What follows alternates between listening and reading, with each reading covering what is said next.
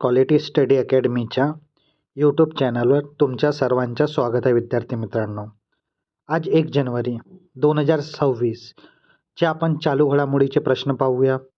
सर्वप्रथम विद्यार्थी मित्रांनो, तुम्हाला नवीन वर्ष तुमच्यासाठी सकारात्मक विचार आणि नवीन संधी घेऊन यावं. 2026 तुम्हाला यशाचे शिखर गाठण्यासाठी मदत करो. नवीन वर्ष, नवीन उमेदी, नवीन विश्वास. 2026 हे वर्ष तुमच्या स्वप्नाच्या पूर्तीसाठी वर्ष ठरो. नवीन वर्षाचे हार्दिक शुभेच्छा. विद्यार्थी मित्रांनो, आज आपण 1 जानेवारी 2026 चालू घडामोडीचे प्रश्न पाहूया. ही सिरीज आपण सुरू केलेली आहे आपल्या चॅनलवर. तुम्ही दिलेल्या प्रतिसादबद्दल खूप खूप धन्यवाद. हे सिरीज तुम्हाला येणाऱ्या एक्झाममध्ये अत्यंत आवश्यकाची सिरीज आहे. इथचे प्रश्न तुम्हाला येणाऱ्या एक्झाममध्ये हमखास दिसतील. हे सिरीज तुम्हाला आपल्या यूट्यूब चॅनलवर क्वालिटी स्टडी अकॅडमीच्या रोज 5:30 वाजता तुम्हाला व्हिडिओ उपलब्ध करून मिळणार. आणि या सिरीजमध्ये आपण एक्झाम पॉईंट ऑफने एक महत्त्वाचा टॉपिक पण पाहतो. तर आज आपण महाराष्ट्र लोकसेवा आयोग यांचा विषयी संपूर्ण माहिती पाहणार आहोत. चला आता आपण चालू घडामोडीचे प्रश्न पाहूया. इस्रायलचा सर्वोच्च नागरी सन्मान इस्रायल प्राइज फॉर पीस कोणाला जाहीर झाला? तर या प्रश्नाचं उत्तर राहणार ऑप्शन क्रमांक 2, डोनाल्ड ट्रम्प यांना हा पुरस्कार जाहीर झालेला आहे. आता आपण याबद्दल माहिती पाहूया. इस्रायल प्राइज फॉर पीस नवीन पुरस्काराची स्थापना इस्रायल सरकारने 2025 Israel prize of the peace हा नवीन सर्वोच्च नागरी सन्मान परदेशी नागरिकांसाठी सुरू केलेला आहे. पहिले विजेता अमेरिकेचे राष्ट्राध्यक्ष डोनाल्ड ट्रम्प यांची 29 डिसेंबर 2025 रोजी या पुरस्कारांचे पहिले मानकरी म्हणून घोषणा करण्यात आली. ऐतिहासिक बदल इस्रायल पुरस्कारांच्या 80 वर्षाच्या इतिहासात प्रथमच हा सन्मान एकदा बिकट इस्रायल व्यक्तीला दिला जात आहे. यासाठी जुलै 2025 नियमात विशेष सुधारणा करण्यात आली. निवडीचे कारण मध्यपूर्वी शांतता करार, इब्राहिम अकॉर्ड विस्तार आणि इस्रायलच्या दिलेल्या खंबीर पाठिंब्यासाठी ट्रम्प यांची या पुरस्कारासाठी निवड करण्यात आलेली आहे. वितरण सोहळा हा पुरस्कार 2026 इस्रायलच्या स्वातंत्र्य दिन याम हुतनामोह जेरुसलेममध्ये आयोजित एका विशेष सोहळ्यात प्रदान केला जाईल. तर ही इस्रायल प्राइज फॉर पीस याबद्दल इन्फॉर्मेशन होती. आता आपण पाहूया पुढला प्रश्न. खलिदा जिया ज्यांचे अलीकडे निधन झाले ते कोणत्या देशाचे पहिले महिला पंतप्रधान होत्या? तर या प्रश्नाचं उत्तर राहणार आहे ऑप्शन क्रमांक 2, बांगलादेश. आता आपण याबद्दल माहिती पाहूया. निधन बेगम खालिदा जिया यांच्या 30 डिसेंबर 2025 रोजी ढाका येथील एव्हरकेअर रुग्णालयात उपचारादरम्यान निधन झालं. ते 80 वर्षाचे होत्या. पहिली महिला पंतप्रधान ते बांगलादेशची पहिली महिला पंतप्रधान होत्या. त्यांनी 1991 ते 96 आणि 2001 ते 2006 अशा 2 पूर्ण कार्यकाळात देशाचे नेतृत्व केले. अंतिम संस्कार 31 डिसेंबर 2025 रोजी ढाका येथील संसदेच्या साऊथ प्लाझामध्ये त्यांचे अंत्यसंस्कार पार पडला. राष्ट्रीय शोक त्यांच्या निधनानंतर बांगलादेशाच्या अंतिम सरकारने 3 दिवसाचा राजकीय शोक आणि 31 डिसेंबर रोजी सार्वजनिक सुट्टी जाहीर केलेली होती. उपस्थिती त्यांच्या अंत्यसंस्काराला भारताचे परराष्ट्र मंत्री एस जयशंकर यांच्यासह विविध देशाचे नेते आणि लाखो समर्थक उपस्थित होते. ही माहिती यांच्याबद्दल होती, बेगम खालिद जियाबद्दल. यानंतर पुढला प्रश्न. महाराष्ट्र लोकसेवा आयोग MPSC चे अध्यक्षपदी कोणाची नियुक्ती करण्यात आलेली आहे? तर विवेक भीमनवार यांची नियुक्ती करण्यात आलेली आहे. ही त्यांची फोटो तुम्ही पाहू शकता विद्यार्थी मित्रांनो. आता पाहू आपण पुढला प्रश्न. नुकतेच पुरुष T20 आंतरराष्ट्रीय क्रिकेट सामन्यात 8 विकेट्स घेऊन कोणी इतिहास रचलेला आहे? तर या प्रश्नाचं उत्तर राहणार ऑप्शन क्रमांक 3 सोनम एशी यांनी हा इतिहास रचलेला आहे. तर ही फोटो तुम्ही पाहू शकता सोनम एशीची. त्यांनी 4 ओव्हरात 7 रन 8 विकेट आणि इकॉनॉमी 1.75 एवढी इकॉनॉमीनं त्यांनी गोलंदाजी करून 8 विकेट चटकवलेले आहेत. पुरुषाच्या एका T20 आंतरराष्ट्रीय क्रिकेट सामन्यात सर्वाधिक बळी घेणारा गोलंदाज सोनम येशे हा कोणत्या देशाचा आहे? तर हा भूटान देशाचा आहे. तुम्हाला प्रश्न असू शकतो. ज्यांनी म्यानमार विरुद्धच्या सामन्यात 8 बळी घेण्याचा विश्वक्रम केलेला आहे. T20 आंतरराष्ट्रीय क्रिकेटमध्ये अशी कामगिरी करणारा तो पहिला गोलंदाज ठरलेला आहे. तर हा गोलंदाज कोणत्या देशाचा आहे? तर भूटान देशाचा हा गोलंदाज आहे. आता आपण पाहू पुढला प्रश्न. 2025च्या फिडे वर्ल्ड रॅपिड चेस चॅम्पियनशिपमध्ये महिला गटात कांस्यपदक कोणी जिंकलेलं आहे? तर या प्रश्नाचं उत्तर राहणारा ऑप्शन क्रमांक 3 कोनेरू हम्पी यांनी कांस्यपदक जिंकलेला आहे. त्यानंतर पुढला प्रश्न.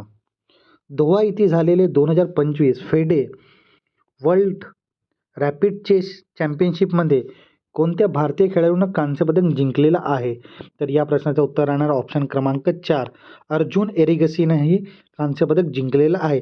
आता आपण इन्फॉर्मेशन पाहूया. अर्जुनने कार्लसनला नमवलेले आहेत. भारताचे अव्वल ग्रँडमास्टर अर्जुन एरिगसी यांनी जगातला अव्वल खेळाडू नॉर्वेच्या मॅग्नस कार्लसनचा पराभव केला. 2025 फेडे वर्ल्ड रॅपिड चेस चॅम्पियनशिपमध्ये अर्जुन एगसीनं या भारतीय पुरुष बुद्धिपटूने दोहा इथे कांस्यपदक जिंकलेलं आहे. विश्वनाथ आनंद यांच्यानंतर पदक जिंकणारा तो दुसरा भारतीय खेळाडू ठरलेला आहे. तर पहिला खेळाडू कोणता होता? तर विश्वनाथ आनंद हे पहिले खेळाडू होते. महिला गटात 2 वेळेची जागतिक रॅपिड विजेती कोनेरू हम्पीला रॅपिड गटात कांस्यपदक जिंकलेलं आहे. याआधी आपण प्रश्न बघितला आहे. तर ही फेडे 2025 मध्ये झालेले वर्ल्ड रॅपिड चेस चॅम्पियनशिपबद्दल माहिती होती. तर ही एक्झाम पॉईंटवरनं खूप महत्त्वाची माहिती आहे. तुम्ही विद्यार्थी मित्रांनो लक्षात ठेवा. त्यानंतर पुढला प्रश्न. भ्रष्टाचार विरुद्ध संयुक्त राष्ट्राचे अधिवेशन COP11 कोठे आयोजित करण्यात आलेली होती? तर या प्रश्नाचं उत्तर राहणार ऑप्शन क्रमांक 3 दोहा कतर इथे. त्यानंतर पुढला प्रश्न. भारतीय तटरक्षक दलाने प्रादेशिक स्तर प्रदूषण प्रतिसाद सराव RPREX 2025 कोणत्या शहरात आयोजित केलेला होता? तर या प्रश्नाचं उत्तर आहे आपला महाराष्ट्राच्या शहर मुंबई इथे आयोजित करण्यात आलेली होती. त्यानंतर पुढला प्रश्न. The one cricket my life and more हे पुस्तक कोणाशी संबंधित आहे? तर हे पुस्तक ऑप्शन क्रमांक 2 शिखर धवन सिंग संबंधित आहे. हे भारतीय खेळाडू होते. तर the one cricket and my life and more हे किताब त्यांच्याशी संबंधित आहे. हे तुम्ही पाहू शकता. हा फ्रंट पेज आहे, cover page. Shikhar Dhawan the one cricket my life and मोर. तर हे शिखर धवनची पुस्तक आहे. आता विद्यार्थी मित्रांनो आपण आपल्या चालू घडामोडीच्या प्रश्नाच्या सिरीजमध्ये आपण एक्झाम पॉईंटवरून एक महत्त्वाचा टॉपिक पाहतो. तुम्हाला हा टॉपिक खूप इम्पॉर्टंट असते आणि तुम्हाला येणाऱ्या एक्झाममध्ये याबद्दल प्रश्न असू शकतो. तर आज आपण पाहणार आहोत महाराष्ट्र लोकसेवा आयोग. तर महाराष्ट्र लोकसेवा आयोगची स्थापना 1 मे 1960 रोजी झालेली होती. महाराष्ट्र राज्य निर्मितीच्या दिवशीच करण्यात आलेली होती. संवैधानिक दर्जा MPSC हे संवैधानिक संस्था आहे. घटनात्मक आधार भारतीय राज्यघटनेत भाग 14व्या मध्ये याबद्दल माहिती आहे. महत्त्वाचे कलम 315 मध्ये राज्य लोकसेवा आयोगाची स्थापना याबद्दल माहिती दिलेली आहे. कलम 316 मध्ये अध्यक्ष व सदस्य त्याची नियुक्ती याबाबत इन्फॉर्मेशन दिलेली आहे. कलम 317 मध्ये अध्यक्ष सदस्य काढून टाकण्याची प्रक्रिया याबद्दल माहिती देण्यात आलेली आहे. कलम 318 मध्ये सेवा अटी ठरवण्याचा अधिकार याबद्दल माहिती देण्यात आली आहे. आणि कलम 320 मध्ये आयोगाचे कार्य याबद्दल माहिती देण्यात आलेली आहे. नियुक्ती कोण करते? तर जे MPSCचे अध्यक्ष व सदस्याची नियुक्ती राज्यपाल करतात. कार्यकाळ 6 वर्ष किंवा 62 वर्ष वय जे आधी येईल ते. अहवाल सादर MPSC आपला वार्षिक अहवाल राज्यपालांना सादर करतो. तर ही खूप महत्त्वाची माहिती आहे महाराष्ट्र लोकसेवा आयोग MPSC बद्दल. ही इन्फॉर्मेशन आपण का बरी बघितली आहे? कारण की नुकतेच महाराष्ट्र लोकसेवा आयोगाचे अध्यक्ष विवेक बिंबनवार यांची नियुक्ती करण्यात आलेली आहे. म्हणजे हा एक्झाम पॉईंट ऑफ न लेटेस्ट टॉपिक होता, म्हणून आपण याच्याबद्दल माहिती पाहिलेली आहे. आता विद्यार्थी मित्रांनो, आपण एक नवीन उपक्रम सुरू केलेला आहे आपल्या चालू घडामोडीच्या प्रश्न सिरीजमध्ये. जे विद्यार्थी आपल्या चॅनलवर याआधी व्हिडिओ बघितला असतील, या जे पण विद्यार्थी नवीन असतील त्यांनी रोज व्हिडिओ पहा. कारण की आपण व्हिडिओच्या शेवटमध्ये आजचा प्रश्न आपण क्वेश्चन ऑफ द डे तुमच्यासाठी विचारण्यात येणार आहे. तुम्ही या प्रश्नाचं उत्तर कमेंट बॉक्समध्ये सांगा. जे विद्यार्थी नवीन असतील त्यांनी चॅनलला सबस्क्राईब पण करा आणि आपल्या क्वालिटी स्टडी अकॅडमीचे जे चालू घडामोडीचे प्रश्नाचे सिरीज आहे तुम्ही नक्की नेहमी पाहत राहा.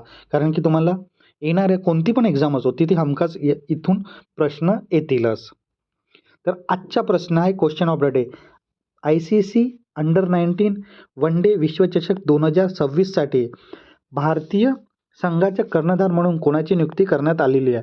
तर तुमचे ऑप्शन आहे 1 वैभव सूर्यवंशी, दुसरा ऑप्शन आहे वेदांत त्रिवेदी, तिसरा ऑप्शन आहे विहान मल्होत्रा आणि चौथा ऑप्शन आहे आयुष म्हात्रे. तर या प्रश्नाचं उत्तर तुम्ही कमेंट बॉक्समध्ये सांगा विद्यार्थी मित्रांनो की ऑप्शन क्रमांक कोणता तुमचा करेक्ट उत्तर राहणार आहे. आता विद्यार्थी मित्रांनो, आपण 1 जानेवारी, आजची 1 जानेवारी आहे, तर